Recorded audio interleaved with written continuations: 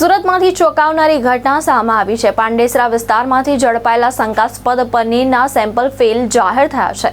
SOG અને મનપાના food safety વિભાગે મળીને કરેલી કાર્યવાહી બાદ હવે વધુ એક વેપારી સામે ગુનો નોંધવાની તૈયારી છે। શું છે આખો મામલો, જોઈએ આ રિપોર્ટમાં। સુરતના પાંડેસરા વિસ્તારમાં એસઓજી દ્વારા એક માસ પહેલા નકલી પનીરની ફેક્ટરી ઝડપાઈ હતી। આ કાર્યવાહી દરમિયાન ભીડભંજન સોસાયટી વિસ્તારમાં આવેલા ગોડાઉનમાંથી 1401 કિલો શંકાસ્પદ પનીરનો જથ્થો જપ્ત કરવામાં આવ્યો હતો, જેની કિંમત અંદાજે 3 લાખથી વધુ હોવાનું સામે આવ્યું હતું। ફૂડ સેફ્ટી વિભાગ દ્વારા લેવામાં આવેલા પનીરના સેમ્પલનો રિપોર્ટ હવે ફેલ આવ્યો છે। રિપોર્ટ મુજબ પનીરમાં ફેટની માત્રા ઓછી હોવાનું સામે આવ્યું છે અને તેમાં પામ ઓઇલનું મિશ્રણ મળ્યું છે, જેના કારણે આ પનીર માનવ આરોગ્ય માટે હાનિકારક હોવાનું માનવામાં આવી રહ્યું છે। આ રેડ ગત 3 માર્ચના રોજ એસઓજી અને એસએમસી ફૂડ સેફ્ટી વિભાગ દ્વારા સંયુક્ત રીતે કરવામાં આવી હતી।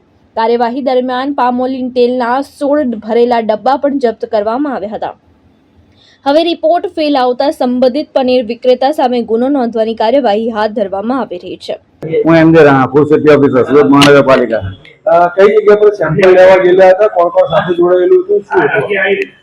તારીખ 3/3/2026 ના રોજ અત્યારના એફએસઓ તેમજ એસઓજીની ટીમ સાથે બાતમી મળેલ ફેક્ટરી અંતર્ગત પનીરનું ઉત્પાદન થતું હોય તો સંયુક્ત કામગીરી ભીડભંજન પાંડેસરા ખાતે અથડી ગયા હતા। કેટલા કિલો જોવા મળ્યું ફેક્ટરીમાં પનીર? પનીરમાં આશરે 1400 કિલો જેટલું પનીર સંસ્થામાં માલ પડેલું। અચ્છા, તો પછી સેમ્પલ ક્યારે લીધું અને સેમ્પલમાં શું રિપોર્ટ આવ્યો? એ સ્થળેથી જ પનીરનો નમૂનો લેવામાં આવેલો હતો અને જે સબ સ્ટાન્ડર્ડ જાહેર થયેલું હોય બીઆર રીડિંગ, પ્રોટીનનું પ્રમાણ અને ફેટનું પ્રમાણ નહીવત જણાતા સબ સ્ટાન્ડર્ડ જાહેર થયેલું હોય તે અંતર્ગત સબ સ્ટાન્ડર્ડ જાહેર થયેલ એફએસઆઈ રૂલ્સ એન્ડ રેગ્યુલેશન મુજબ એની પર સંસ્થા વિરુદ્ધ કાર્યવાહી કરવામાં આવશે। અત્યારે પનીરનું શું? પનીરનું નાશ કરવા માટે સૂચના મળતા નાશ કરે છે। ભાવેશ ઉપાધ્યાય, દ્રષ્ટિકોણ ન્યૂઝ, સુરત।